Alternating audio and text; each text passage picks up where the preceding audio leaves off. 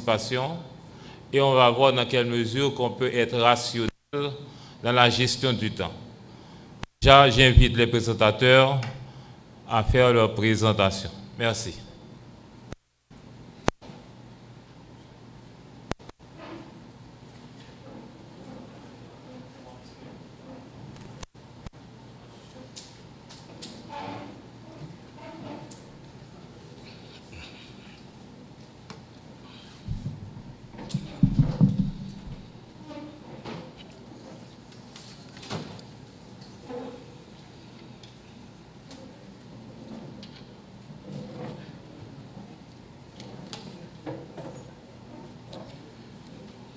Bonjour à tous, c'est pour moi un plaisir de faire cette présentation au nom du ministère de l'Économie et des Finances. Donc, étant donné qu'on est en train de travailler sur le Code général des impôts et le livre des procédures fiscales, et pour élaborer ce projet, cet avant-projet de code, il a fallu que le ministère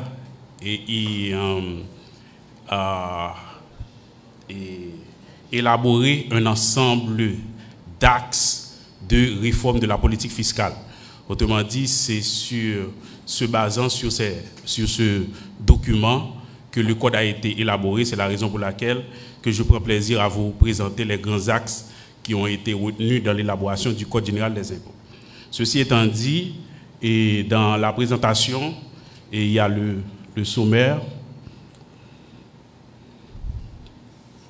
Et on aura apporté quelques précisions pour avancer et puis essayer de voir un certain nombre de diagnostics qui ont été faits et sur la problématique de la fiscalité en Haïti.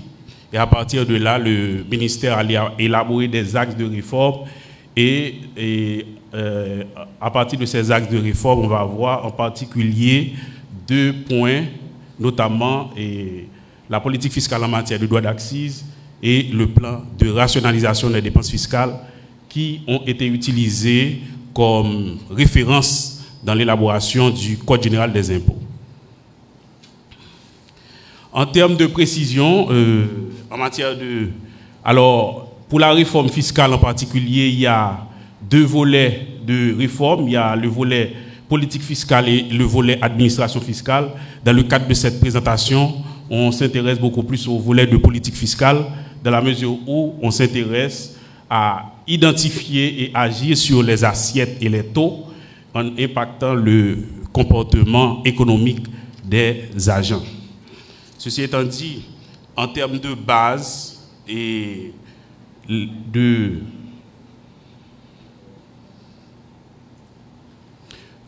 pour élaborer les orientations de la réforme, il y a eu un ensemble de diagnostics qui ont été faits par le ministère de l'Économie et des Finances avec des assistances techniques depuis le tremblement de terre jusqu'à l'année 2017.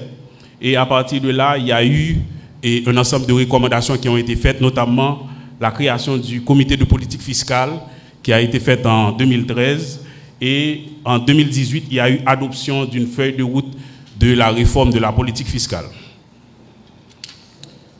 Maintenant, à partir du diagnostic qui a été fait, et de 2010 à 2017, on avait identifié un ensemble de problèmes inhérents à la fiscalité haïtienne.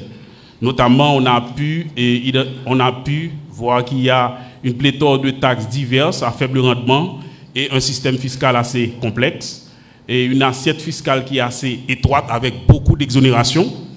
Et il y a aussi une fiscalité locale qui est à la recherche de financement transparent et soutenable. In fine, ceci a abouti à ce qu'on appelle une pression fiscale inférieure par rapport à la moyenne régionale. Donc, à partir de ce diagnostic, un ensemble de problèmes qui ont été identifiés, donc le ministère de l'Économie et des Finances a prôné ce qu'on appelle la modernité et les bonnes pratiques internationales en matière de politique fiscale. Donc, dans ce contexte, les priorités se basent sur le fait de se concentrer sur la bonne application de quelques grands axes, quelques grands axes, au lieu d'avoir une pléthore de taxes, et ensuite de mettre la priorité sur les cibles de recettes. Donc, c'est globalement, en termes de modernité, ce qui a été visé par le ministère de l'Économie et des Finances.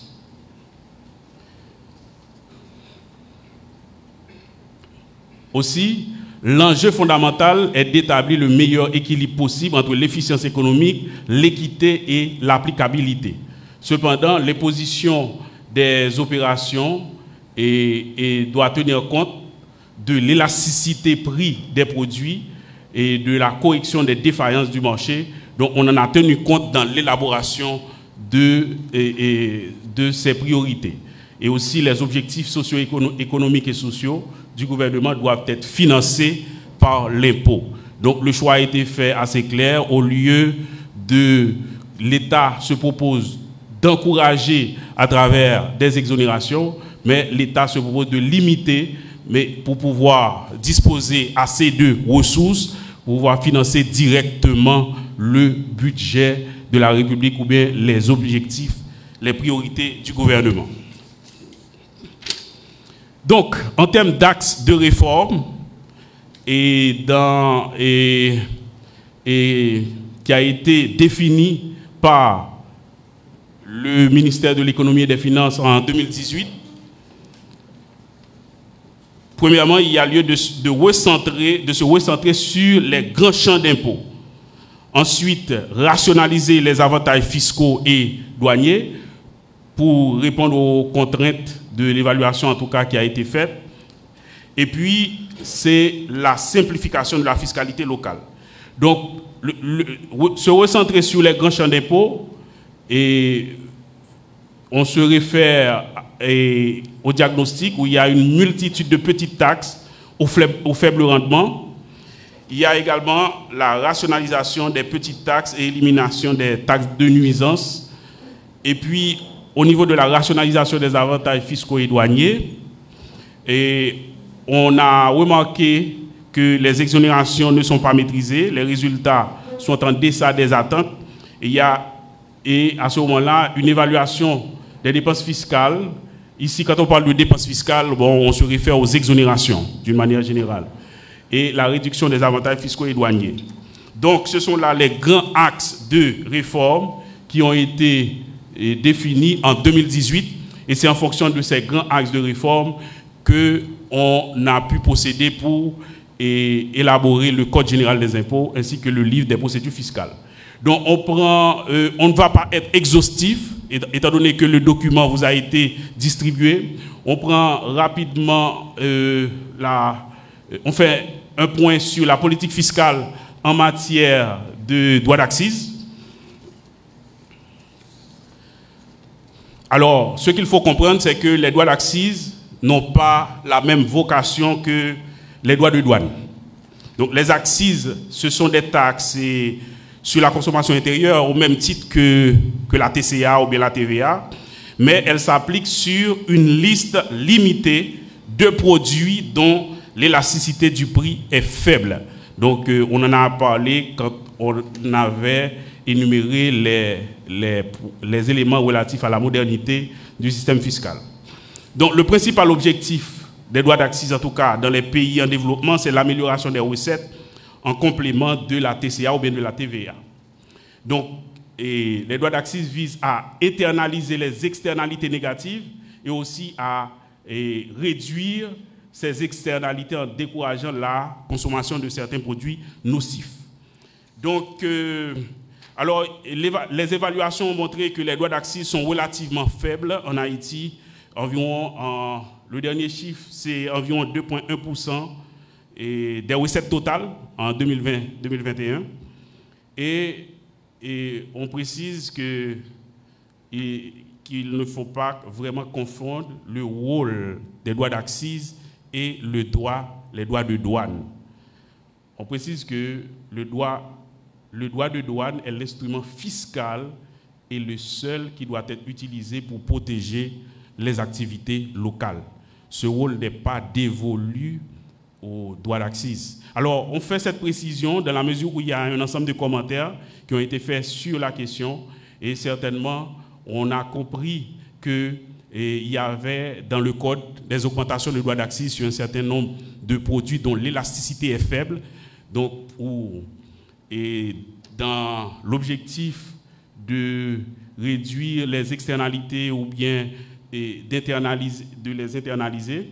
Donc, certainement, ces mêmes produits-là, si vous allez regarder les droits de douane ou bien les tarifs qui sont appliqués, vous allez voir que l'État a fait le choix de privilégier ou bien d'encourager la production nationale, étant donné que les droits d'accise sont assez élevés, les droits de douane sont assez élevés sur ces produits. Donc, en raison de leur substituabilité, toutes les boissons non alcoolisées en dehors de l'eau et du lait doivent être soumises à une accise. C'est ce qui a été décidé. C'est par rapport à leur substituabilité. Donc, et dans les travaux, on fait beaucoup référence à la pratique, la bonne pratique internationale. Donc, ainsi, il y a nécessité d'aligner les droits d'accise sur les bonnes pratiques internationales, du fait que les systèmes d'assises sont incohérents, faible performance et puis assez complexes. Donc voilà, c'est ce qui a été décidé. Donc si on veut résumer un peu sur les droits d'accise, c'est que l'objet, à travers la politique fiscale en matière de droits d'accise définie par l'État, c'est d'uniformiser les taux appliqués à la production locale et aux importations. Ça, c'est la bonne pratique internationale. Fusionner les différents types de taxes d'assises afin de n'avoir qu'une seule assise par produit, recentrer les assises sur les produits à forte performance fiscale et puis relever les taux appliqués sur ces produits. Donc c'est ce qui a été constaté. Maintenant, on fait un point assez rapidement sur le plan de rationalisation des dépenses fiscales. Et le plan de rationalisation des dépenses fiscales a servi de référence à l'élaboration de la 4e partie du Code général des impôts qui concerne les régimes spéciaux. Et certainement, bon, on a vu quand il y avait les diagnostics de 2010 à 2017 et qu'il y a lieu de réformer le système davantage incitatif. Alors, le plan de rationalisation des dépenses fiscales qui a été adopté par le ministère de l'Économie et des Finances en 2020, à travers ce plan, il a été constaté que depuis les années 2000, Haïti avait opté pour ce qu'on appelle la libéralité fiscale, pour encourager un certain nombre de secteurs, mais l'évaluation a montré que en matière de bonnes pratiques internationales et qu'il y a des limites. C'est que l'État doit encourager, mais l'État aussi doit prélever parce qu'il y a un certain nombre de priorités de l'État. C'est à l'État de les satisfaire. Ceci étant dit, le constat, il y a, après 20 ans, il y a des déséquilibre structurel des finances publiques avec une pression fiscale qui est en chute, moins de 6% du PIB. Les recettes fiscales n'arrivent pas à couvrir les dépenses courantes. Ceci est insoutenable. Les dépenses fiscales, alors ici, quand on parle de dépenses fiscales, on fait référence aux exonérations. Et prennent de l'ampleur alors que la croissance n'est pas au rendez-vous. Et parallèlement, on a constaté que les prix sont structurellement élevés dans l'économie. Une étude de la Banque mondiale a montré que les prix en Haïti sont approximativement 35 et 77% plus élevés que dans les autres pays de la région, Amérique latine et Caraïbes. Et aussi, les durées des exonérations fiscales sont de loin supérieures par rapport au benchmarking international. Et puis, de l'autre côté, il y a une forte concentration de la richesse en Haïti. Bon, c'est ce que l'étude de la Banque mondiale a montré. Et ça, bon, je sais que tout le monde le sait, le niveau de l'inégalité de revenus est très élevé. Donc, pour corriger cette inégalité, c'est l'État, à travers les dépenses budgétaires, qui doit faire un ensemble d'actions. Donc à ce moment-là, on a vu que les recettes fiscales n'arrivent même pas à couvrir les dépenses courantes. On a dit que c'était insoutenable. Donc, à travers ce diagnostic, ce constat, donc, la vision du plan de rationalisation des dépenses fiscales, c'est ce qui suit. L'État haïtien adopte un nouveau paradigme qui est de rationaliser les dépenses fiscales de manière à réduire les inégalités sociales et mieux redistribuer la richesse. Se concentrer sur l'équité fiscale et les principaux déterminants des investissements directs étrangers. Parce que, bon, bien sûr, il y a bon nombre d'études qui ont démontré que les exonérations, ce n'est pas le principal facteur qui peut encourager les investissements. Donc, ainsi, l'État a décidé d'agir sur d'autres facteurs qui sont fondamentaux. L'accès au marché, des perspectives de bénéfices, un cadre juridique et réglementaire prévisible et non discriminatoire, stabilité macroéconomique, main-d'œuvre qualifiée et des infrastructures développées. Donc, ces facteurs sont importants pour les investissements que les exonérations. L'État va continuer à encourager les entreprises, mais va limiter un tout petit peu pour pouvoir disposer de moyens adéquats pour intervenir. Ainsi, l'adoption du plan de rationalisation des dépenses fiscales signifie que, désormais, l'État s'engage à se concentrer sur la lutte contre l'insécurité, la contrebande, qui sont les principaux ennemis des investisseurs, au lieu d'opter pour les libéralités fiscales. Donc, voilà. Et en conclusion, ce qu'on peut dire, c'est que les modifications apportées dans le système fiscal haïtien à travers le Code général des impôts et le livre des procédures fiscales découlent des orientations qui ont été définies par l'État en tenant compte de ce qu'on appelle des bonnes pratiques internationales. Et on insiste sur cela. Dans ce contexte, le Code général des impôts est une plaidoirie pour une fiscalité moderne et un changement de paradigme. Donc, voilà en gros les éléments ou bien les grands axes qui ont servi de référence ou bien de base pour l'élaboration du Code général des impôts. Ainsi, je vais passer la parole à mes collègues qui vont vous présenter les principales modifications qui ont été apportées au niveau du régime fiscal haïtien et qui sont insérées dans le Code général des impôts. Merci.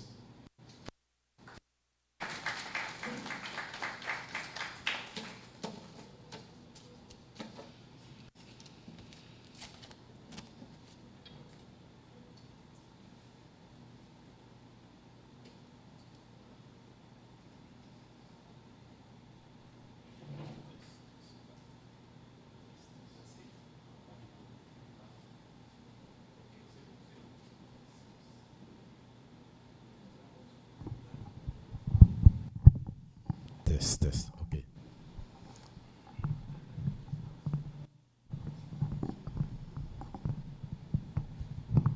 Test, d'accord. Bien, bonjour à vous tous.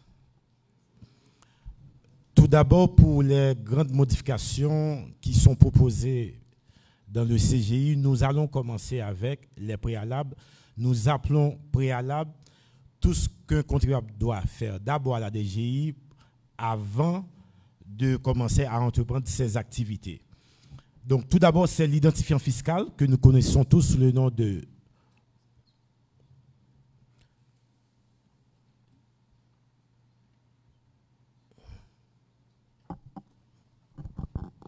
D'accord, merci, c'est ça. Ok, on peut avancer?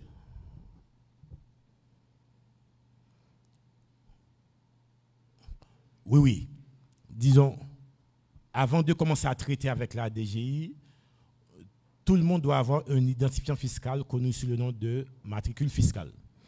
Disons, ce qui est proposé comme changement dans le CGI, c'est d'abord annulation du renouvellement du matricule fiscal pour les personnes physiques. Donc, on ne va plus se plaindre pour les 1000 gouttes par année. Ça, c'est intéressant.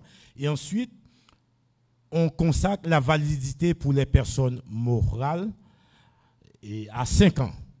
Et ensuite, il y a eu un renforcement des sanctions pour des cas de fraude, à savoir altération de matricule fiscale, fausse information, faux documents. D'accord? Et tout de suite après l'identifiant fiscal, c'est l'autorisation de fonctionnement, ce que nous appelons la patente. Okay? On peut avancer, s'il vous plaît? OK. Ce qui est proposé comme modification dans la patente, c'est d'abord l'élargissement du champ d'application.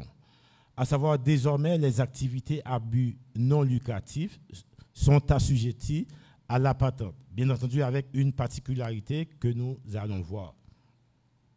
Okay. Et ensuite, désormais, c'est uniquement les coopératives agricoles et de logement qui seront exonérées de la patente.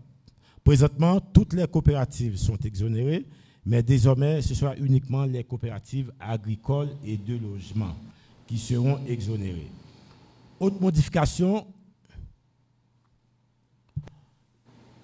Prochain slide, s'il vous plaît. OK, c'est le reclassement des communes. Le code propose de reclasser certaines communes. Bien entendu, après les consultations, il se pourra qu'on vienne encore avec d'autres modifications dans le reclassement des communes. OK. Et on avance. Concernant le droit fixe, c'est désormais un droit fixe pour quel que soit le secteur d'activité, le montant est fixe pour tous les secteurs. Et ce qui a été déjà proposé en 2005, et c'est maintenant consacré. Et ensuite, il y a une révision pour la patente des organismes à but non lucratif. Les tarifs ont été bel et bien révisés. Et autre modification, on a pensé à uniformiser l'exigibilité de la patente et la déclaration définitive d'impôt sur le revenu. Présentement, la patente, c'est jusqu'au 15 décembre pour le paiement sans pénalité. Et on propose d'avancer ça jusqu'au 31 janvier, de même que la déclaration définitive d'impôt sur le revenu. Et en ce qui a trait au mode de contrôle, question de sanction, on a uniformisé ça pour tous les impôts. Désormais, ce sera un seul mode de contrôle pour tous les impôts. Okay. On peut avancer. On peut retourner sur le droit de licence, s'il vous plaît. Pour le droit de licence, on a pensé à éliminer certains droits de licence, mais il y a aussi renforcement de certains droits de licence. C'est ce que nous pouvons lire aux articles 36 à 42. OK. Et après ces préalables, je vous présente maintenant les impôts communaux. Nous voulons commencer d'abord une précision qui est proposée par le Code, c'est la CFG-DCT. Désormais, l'État haïtien adopte la CFG-DCT comme un impôt communal, mais avec un mode de gestion particulier. Disons, la CFG-DCT que nous connaissons actuellement, il a plusieurs sources. Et en termes de simplification proposée par le Code, c'est désormais 10% du chiffre d'affaires et 2% sur les bordeaux de douane qui vont alimenter ce fonds. C'est ce qui est proposé aux articles 266 et suivants. Chiffre d'affaires et bordeaux de douane. OK, on peut avancer. Et en ce qui a trait à l'impôt locatif, CFPB, ce qui est proposé comme changement, c'est d'abord consacrer la répartition des recettes de la CFPB. C'est désormais 10% pour la CAS et 90% pour les communes. Il n'y aura plus question de 10% de taxes additionnelles. OK. Et comme dans la pratique maintenant, c'est ce sont les mairies qui s'en chargent de la réévaluation des immeubles. C'est maintenant consacré par le Code. Okay, cette tâche est confiée exclusivement aux mairies. Et on propose également une modification du barème, ce que nous pouvons voir à l'article 274. Et en ce qui a trait aux différentes réductions contenues dans le présent décret, on peut avancer s'il vous plaît. Le Code propose la suppression de certaines réductions en maintenant la réduction lorsque l'immeuble construit est financé par une institution financière. Okay? Il y a des réductions, mais en ce qui a trait aux autres réductions, ça n'est plus. Et ensuite, on maintient l'avantage accordé aux personnes âgées de plus de 70 ans. Leur résidence principale, il y a une réduction à hauteur de 60%. D'accord? La résidence principale des personnes âgées de plus de 70 ans. OK? On peut avancer. Et c'est déjà dit, les autres suppressions sont supprimées. OK? Le Code propose désormais ce qu'on appelle une contribution foncière des propriétés non bâties, qui n'existe pas encore. Et maintenant, le Code propose ça sur les propriétés, les terrains non construits. Alors, nous allons voir dans le CGI quand est-ce qu'un terrain est assujetti et quand est-ce que c'est exonéré. Et la répartition de ce fonds, étant donné que l'objectif c'est de renforcer l'autonomie financière des communes, la majorité de ce fonds, c'est pour les communes à hauteur de 90% pour les communes et 10% pour le trésor public. Alors, une précision est portée sur la question de propriété bâtie et non bâtie. Okay. Et ensuite, on peut avancer. Il y a une précision sur les critères d'assujettissement à l'article 279. Okay. L'article 280 précise les exonérations. Et pour les tarifs, nous vous référons à l'article 283 contenu dans le document. Et l'exigibilité, ça se coïncide avec l'impôt locatif du 1er octobre au 31 mars. Okay. Et ensuite, le Code vient préciser désormais le tarif pour le permis de construire. Certes, c'est un impôt communal, mais on n'est pas sans savoir que présentement, d'une commune à une autre, il y a une variation des fois assez considérable et désormais, on vient uniformiser ça. Et le tarif est proposé dans le CGI. Ensuite, les précisions sont apportées sur les questions du droit d'abattage d'animaux.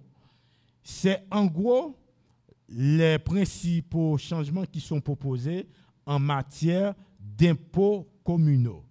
Maintenant, en ce qui a trait aux impôts d'État, nous allons voir quelles ont été ou quelles sont les modifications qui sont proposées. Je vous laisse avec Samuel Sylvestre pour les impôts d'État. Merci.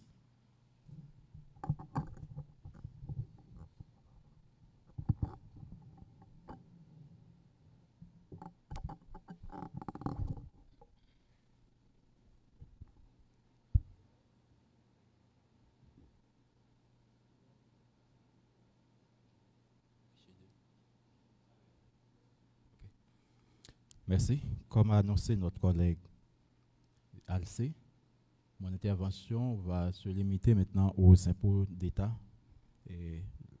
soit la deuxième partie du code. Le code est rédigé en 4 parties. Il y a les préalables. La première partie, les impôts d'État, la deuxième, les impôts communaux, la troisième, et les régimes spéciaux, la quatrième et dernière. Je vous présente maintenant les impôts d'État. Alors, au niveau du code, on adopte maintenant un régime d'imposition. Normalement, il y a 2 grands régimes d'imposition en vigueur. C'est le régime de mondialité et le régime de territorialité. Donc, pour les personnes physiques, on a fait le choix du régime de la mondialité qui prend en compte l'ensemble des revenus du contribuable, quelle que soit leur source. Quand je dis quelle que soit leur source, que ces revenus soient de source haïtienne ou étrangère. Et pour les entreprises et les personnes morales, on a fait le choix du régime de la territorialité. Donc, on prend en compte uniquement les bénéfices réalisés par une entreprise établie en Haïti. On avance. Et puis, au niveau on sait déjà, dans le système fiscal haïtien, on a identifié 6 catégories de revenus. Donc, au niveau du code, on fait une démarcation, une séparation entre l'impôt sur le revenu des personnes physiques, tel n'a pas été le cas dans le décret actuellement, et l'impôt sur les sociétés. La première partie, l'impôt sur le revenu, là, on va traiter l'ensemble des 6 revenus. On commence avec le premier qui est le revenu foncier. Revenu foncier, normalement, qui est le revenu découlant de la location des biens fonciers. Donc, qu'est-ce qu'on a apporté comme changement? C'est qu'au niveau du code, on a limité la déduction des charges locatives à 50%. Si maintenant ces charges peuvent être justifiées par le propriétaire du revenu, le propriétaire de l'immeuble. En cas où ces charges ne peuvent pas être justifiées, on a limité à 20% la déduction des charges locatives. Il faut noter qu'aujourd'hui, c'est seulement les charges que le propriétaire peut justifier qui sont déductibles. Et déductibles à hauteur de 100%. Et puis, autre chose, c'est qu'il y a eu un acompte de 10% pratiqué sur le loyer. C'est au niveau du code, en cas d'harmonisation de cette retenue avec les autres, on a fixé cette retenue à 15% au lieu de 10%. Donc, la précision ici, c'est que lorsque le bailleur, c'est une personne physique ou morale imposée dans la catégorie de BIC, BNC ou l'IS, on ne pratique pas cette retenue puisque ce revenu-là va être figuré dans les résultats de l'exploitant.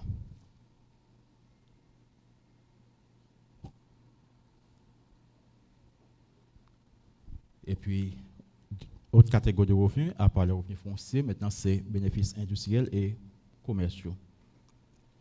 Qu'est-ce qu'on a apporté dans cette section, comme on avait précisé, pour les revenus des personnes physiques, on tient compte du régime de la mondialité, mais pour les entreprises et les personnes morales, on tient compte du principe de la territorialité. Donc, au niveau du code, il y a une précision qui est apportée à la notion d'établissement stable. Donc, pourquoi cette précision? Parce que normalement, pour imposer une entreprise, alors pour une personne physique, on tient compte de source de revenus ou de son domicile, de sa résidence fiscale, mais pour les entreprises, on tient compte de l'établissement stable. Donc, dans le code, on a adopté la définition proposée à l'article 5 du modèle de convention fiscale de l'ONU. On n'a pas adopté la définition du modèle OCDE parce qu'on estime que le modèle ONU est plus favorable aux pays en développement. Ensuite, le seuil pour le régime simplifié. Pour les entreprises, normalement, elles sont classées en 2 régimes, régime simplifié et régime du bénéfice réel. On a augmenté le seuil. Actuellement, le seuil est de 2,5 millions de gouttes de chiffre d'affaires ou d'actifs total. Dans le code, on a révisé à 10 millions le seuil. Donc, dès qu'une entreprise a un chiffre d'affaires inférieur à 10 millions de gouttes, désormais, une fois que le code est adopté, elle fait partie du régime simplifié et non du régime du bénéfice réel.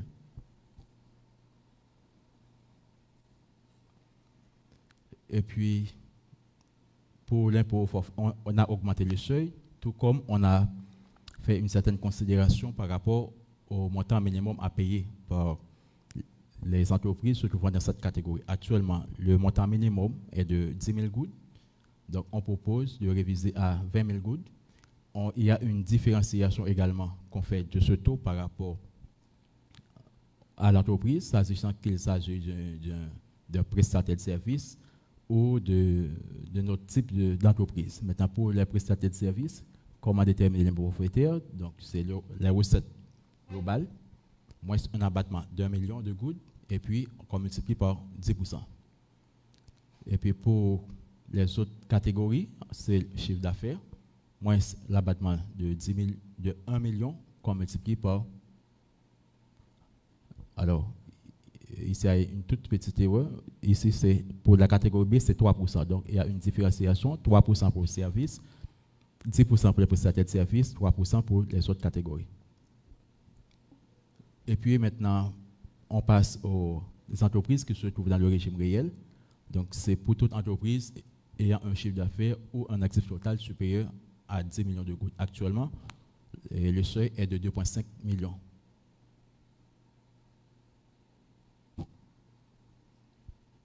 Oui.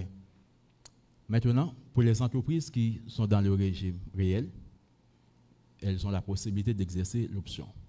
L'option, c'est dans le cas où, pour une raison quelconque, le chiffre d'affaires de l'entreprise devient inférieur à 10 millions de gouttes. Donc, une entreprise qui avait un chiffre d'affaires de 10 millions, pour une raison, et son chiffre d'affaires a baissé à moins de 10 millions, l'entreprise peut demander qu'elle reste maintenant dans le régime réel. Donc, mais si 2 ans après, l'entreprise maintenant, son chiffre d'affaires n'a pas reste en dessous de 10 millions, on va le reclasser dans le régime simplifié. Donc, autre obligation qu'on fait, alors, dans le code, au niveau de l'article 69, avant, les entreprises étaient libres de choisir leur période financière. Maintenant, le code exige que toutes les entreprises, généralement quelconques, adoptent l'exercice fiscal comme exercice comptable. Donc, il n'y aura pas, dans certains cas, normalement, la période peut être supérieure à 12 mois dans le cas d'une nouvelle entreprise, la première période. Donc là encore, il faudra signaler que cette disposition du code est déjà adoptée dans certaines lois de finances depuis 2019-2020 jusqu'à 2020-2021.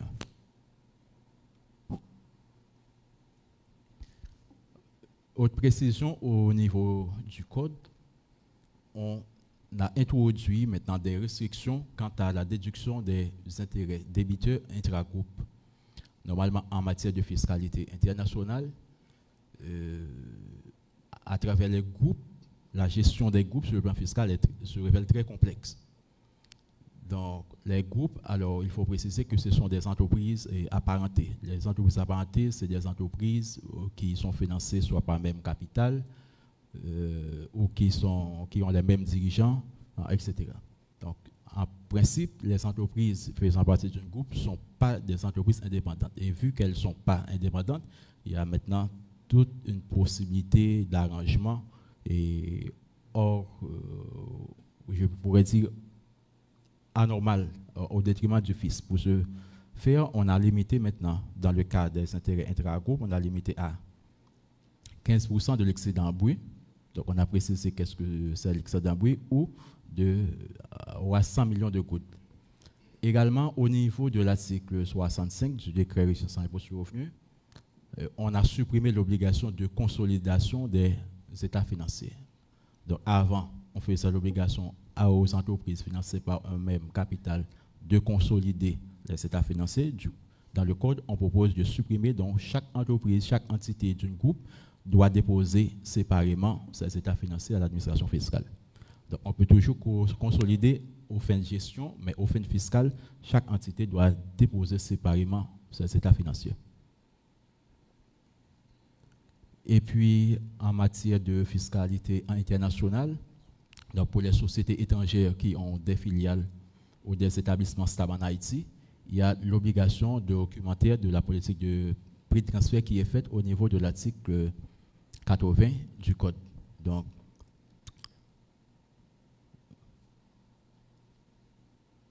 on avance.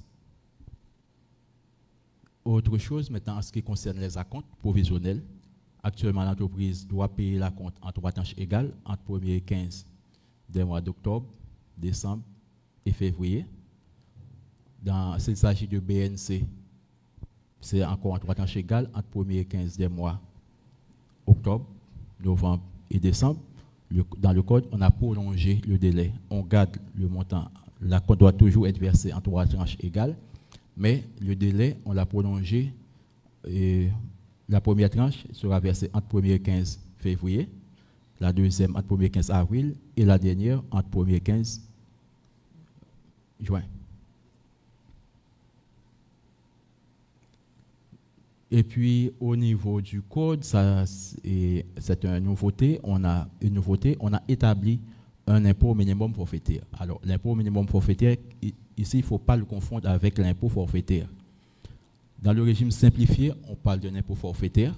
On avait vu la formule, c'est le chiffre d'affaires ou recette brute moins un abattement d'1 million multiplié par 3%, 10% s'il s'agit d'un prestataire de service ou de 3% pour les autres catégories. L'impôt minimum forfaitaire, ça ne concerne que les entreprises qui sont dans le régime réel. Donc les entreprises dont le chiffre d'affaires est supérieur à 10 millions. Maintenant, c'est calculé sur le chiffre d'affaires et cet impôt minimum forfaitaire est imputable à l'acompte. Si l'acompte n'arrive pas à absorber l'ensemble, la différence est absorbée par le BIC ou l'IS. Dans le cas où l'IS n'arrive pas à absorber totalement l'IMF, et malheureusement la différence n'est pas reportable sur les exercices subséquents. Et la date limite pour payer l'IMF, c'est le 31 janvier.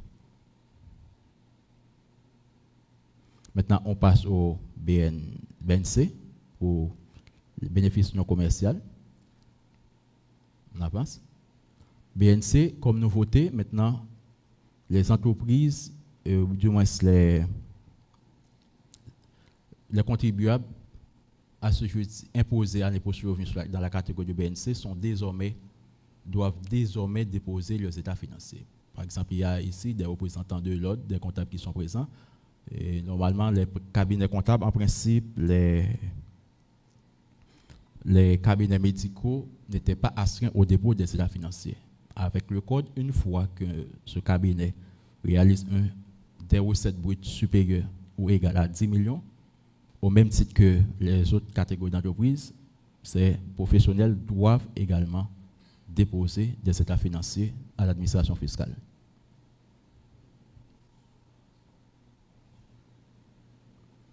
Oui, et puis on retient les mêmes dates pour le paiement de l'acompte dans la catégorie de BNC.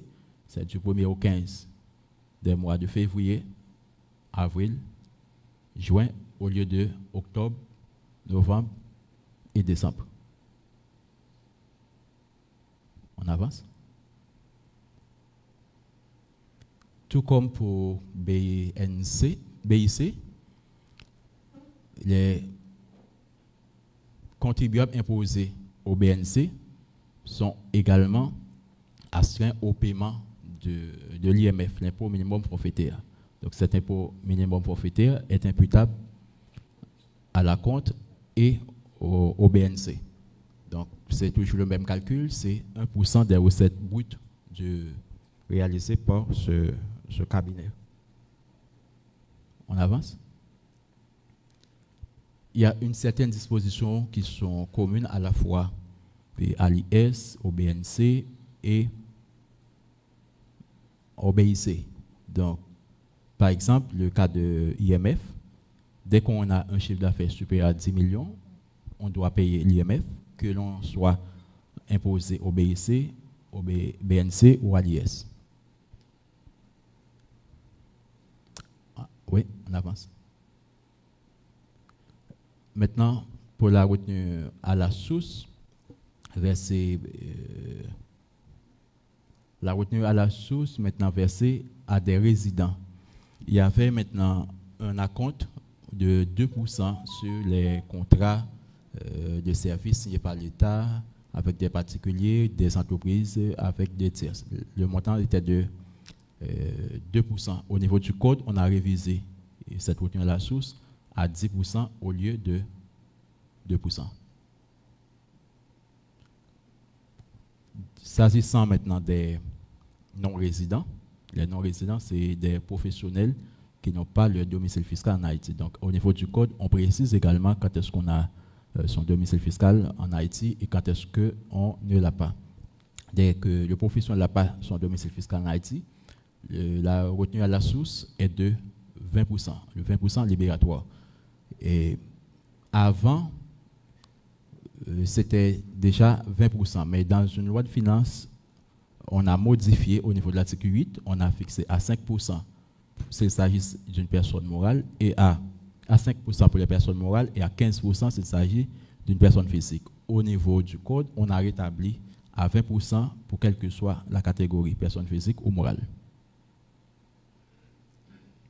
Également, en ce qui concerne les associations sans but lucratif, en principe, elles sont exonérées. Donc, elles sont exonérées en principe. Mais même si ces associations sans but lucratif sont exonérées dans la mesure où elles ne concurrencent pas le secteur commercial.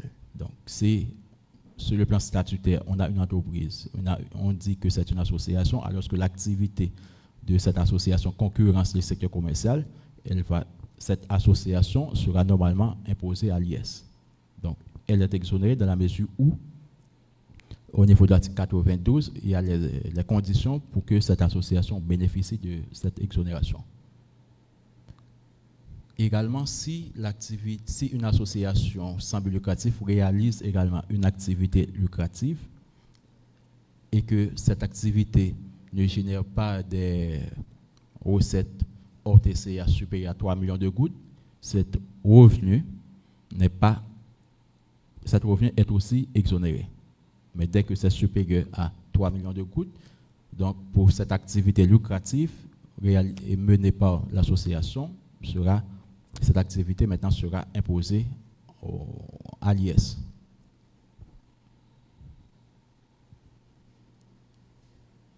Maintenant, en ce qui concerne les associations sans but lucratif, maintenant c'est même exerçant une activité non lucrative, si la recette brute hors TCA dépasse 10 millions de gouttes, normalement, cette association sera imposée à l'IS.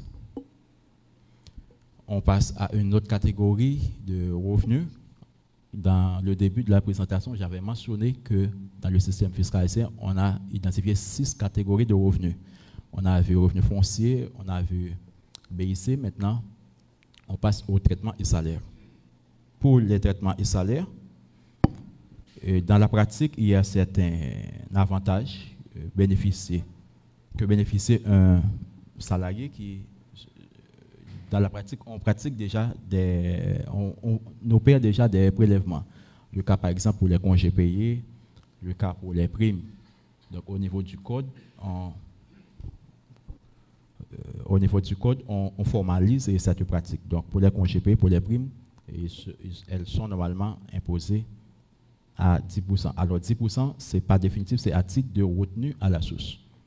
Comme j'avais dit, pour les personnes physiques, on tient compte de la mondialité de l'impôt. Donc, ici, le traitement des salaires, ce sont les retenues à la source, ce n'est pas encore l'imposition définitive. Et puis, au niveau du code, on a reclassé les tantièmes. Dans certains cas, des tantièmes, jetons de présence, pourraient faire partie du traitement et salaire. Dans d'autres cas, des revenus de capitaux mobiliers. Dans ce code, désormais, on les classe dans la catégorie de traitement et salaire. Autre catégorie, c'est plus-value. Plus-value mobilière et immobilière. Oui. On avance. Pour la plus-value, comme modification, maintenant, désormais, plus-value à long terme, ça porte une durée de moins de 5 ans. Et plus-value à long terme pour une durée de plus de 5 ans. Dans le décret relatif à l'impôt sur le revenu, on parlait de plus-value à court terme. C'est lorsque on a été propriétaire du bien pendant une durée inférieure à 10 ans. Donc, et plus-value à long terme pour une durée égale ou supérieure à 10 ans. Donc, on a réduit à 5 ans. Alors, pour la notion de plus-value, en 2015-2016, dans une loi de finances, on avait supprimé cette notion de plus-value à court et plus-value à long terme. Dans le code, on a rétabli, mais on a modifié la durée. On avance. Le prochain slide.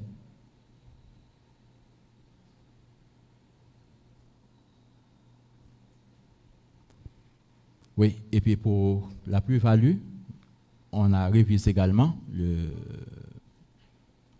la retenue à la source à 15% au lieu de 10%.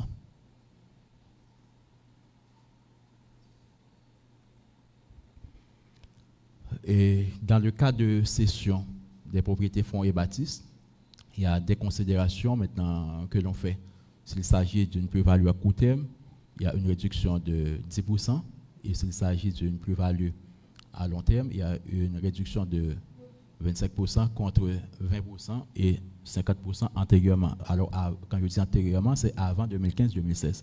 Avec la loi de finances 2015-2016, on a supprimé, puisqu'on avait supprimé, donc on a supprimé également la réduction. Donc, le code a rétabli la notion de plus-value court et long terme.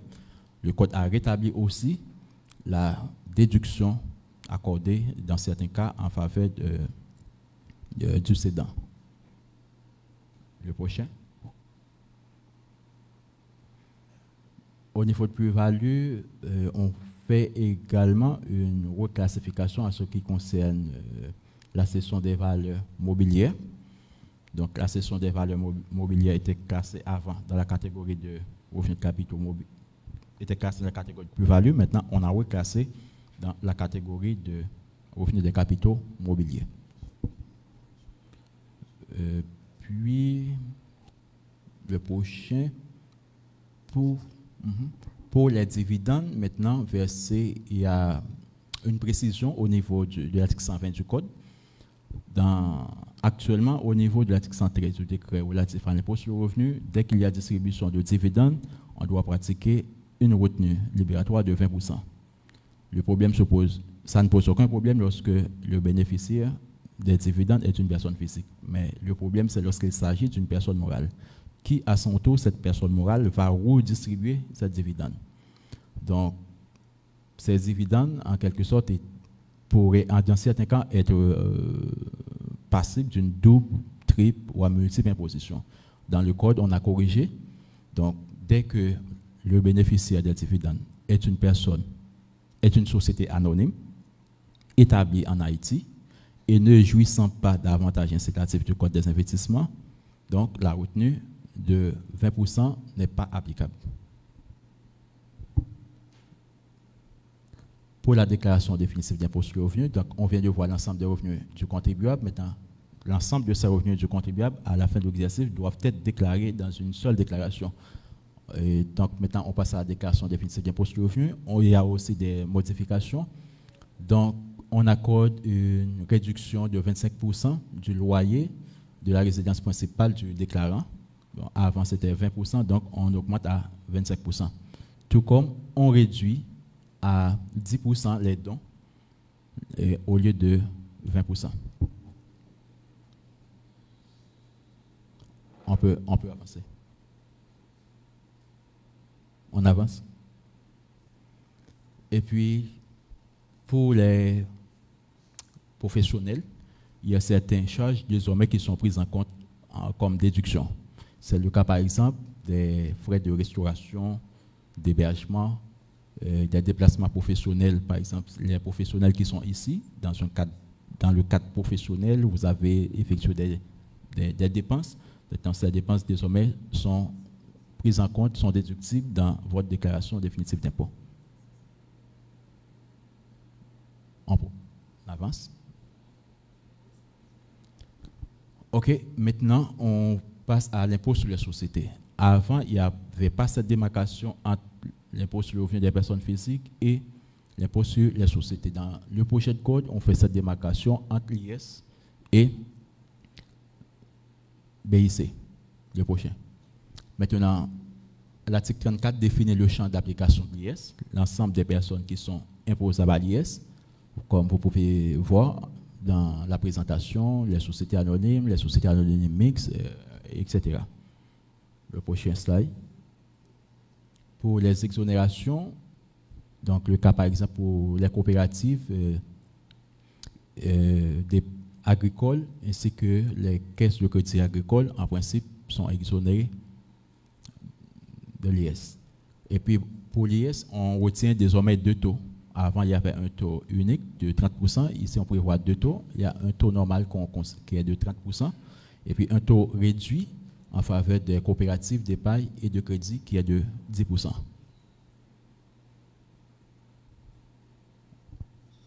On avance. Pour ce qui concerne maintenant les casinos, donc, dans le code, en plus de l'IS, donc il faut préciser que les casinos sont imposés à l'IS, donc au taux de 30%, mais en plus du taux de 30%, dans le code, on propose maintenant un impôt supplémentaire de 15% sur le chiffre d'affaires.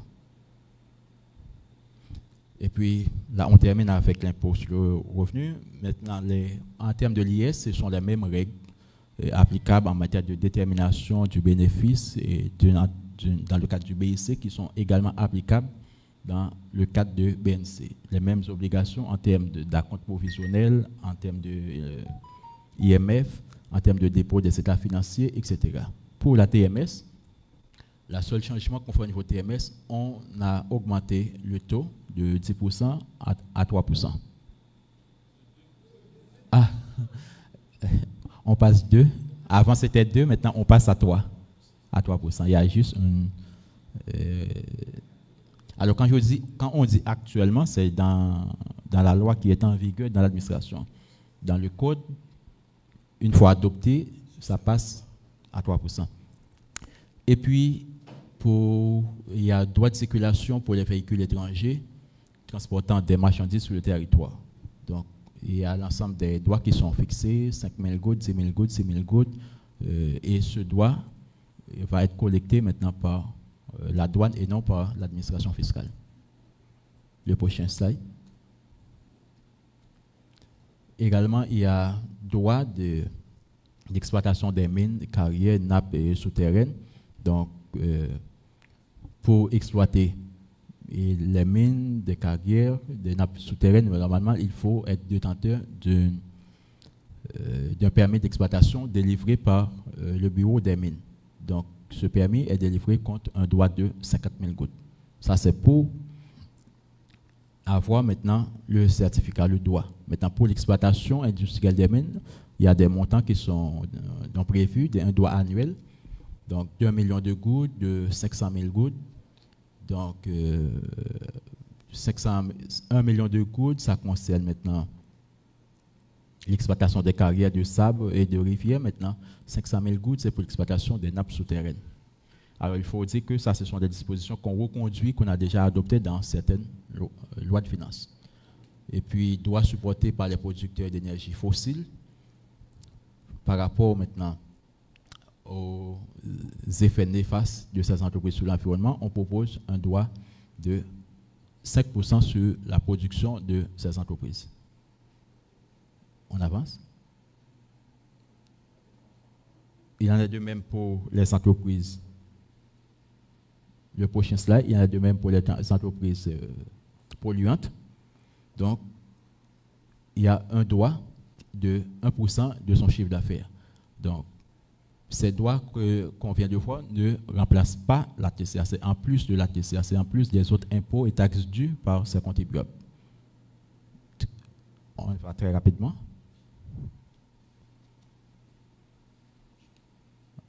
Il y en a de même pour les entreprises qui utilisent le bois comme combustible. Donc, sur le chiffre d'affaires également, il y a un droit de 5%. 5% en plus des autres droits, des autres taxes auxquels ils sont redevables.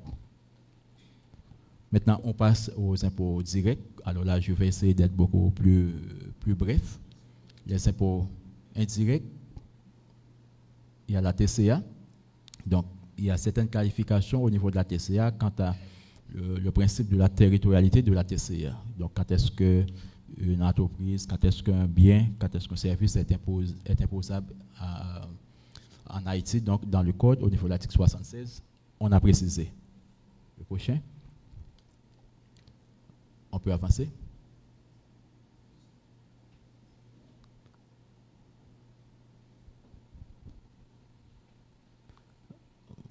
Jusque-là, on peut avancer. Pour les exonérations, alors pour la TCA, la précision que je tiens à apporter maintenant, ça concerne l'article 187. En cas, par exemple, de vol, de perte, de destruction de marchandises, pour laquelle on avait déjà payé une TCA, cette TCA est définitive, donc n'est pas déductible. On avance. Il y a possibilité également pour l'opérateur de régulariser maintenant la TCA dans le cas où il y avait une vente qui a bénéficié ultérieurement des escomptes, des primes.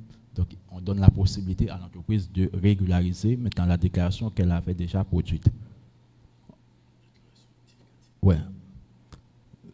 Puis, bon, ici, ce sont des cas de régularisation en cas de créance impayée, en cas de livraison, etc. Et puis, pour TCA sur les spectacles publics, on garde cette TCA dans le code, mais on modifie la calcul. On propose une formule qui permet maintenant d'apprécier la capacité d'accueil. Donc, on propose que pour déterminer la capacité d'accueil, donc, c'est pour la TCA égale cette TCA collectée, ça donne cette superficie de la salle en mètres carrés, multiplié par coefficient d'occupation du sol, multiplié par le taux de TCA qui est de 10%, multiplié par le prix moyen du billet. Donc, par défaut, on a estimé à 2 le coefficient d'occupation du sol. Bon, ça peut être révisé. On avance. Pour les droits d'accise, il y a des révisions, des considérations au niveau des droits d'accise que M. Troissou, dans sa présentation, a grandement insisté là-dessus. Donc, on ne va pas trop tarder sur les droits d'accise. On avance. Avancer. Taxe sur permis d'assurance. Dans le code, on a reconduit les mêmes dispositions avec de légères modifications au niveau des taux. Allez-y. OK. Également, il y a taxe sur les tickets de voyage. Donc, ça, ce sont des dispositions qu'on reconduit. Donc, le taux, c'est de 10%. Il ne faut pas confondre cette taxe avec la TCA, bien entendu. Ici, au niveau de l'article 212, on donne l'exonération. Pour les timbres, normalement, le prochain, on peut avancer. Au niveau de l'enregistrement, au niveau des timbres, on a rationalisé maintenant les montants. Au niveau des timbres, il y a un ensemble de timbres de 10 centimes, 20 centimes, une goutte 50. Donc, on a conservé les dispositions, mais on a révisé les tarifs, on a révisé les montants au niveau du droit de timbre. Pour l'enregistrement, on a procédé à la même chose. Donc, au niveau de l'enregistrement, c'est tout un travail de simplification et de rationalisation du droit de l'enregistrement.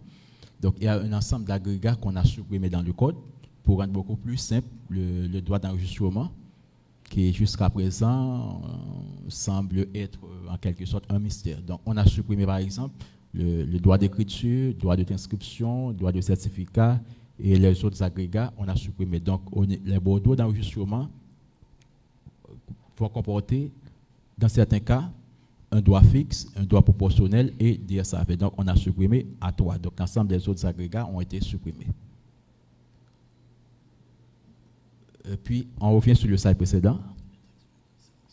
Ça, c'est un ensemble de taxes dans le code qui sont supprimées. Certaines sont supprimées sans remplacement, d'autres sont supprimées mais ajoutées à d'autres impôts. Le cas, par exemple, de la taxe sur protection de l'environnement, TPE, on a supprimé TPE, mais on a ajouté le taux au droit d'accise. Donc ça, c'est une liste non exhaustive. non exhaustive de un certain nombre d'impôts et taxes de nuisance à faible rendement qui ont été supprimés dans le code. Le prochain.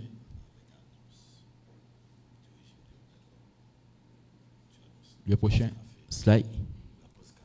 OK, donc en gros, ça c'était sur les préalables, les impôts d'État.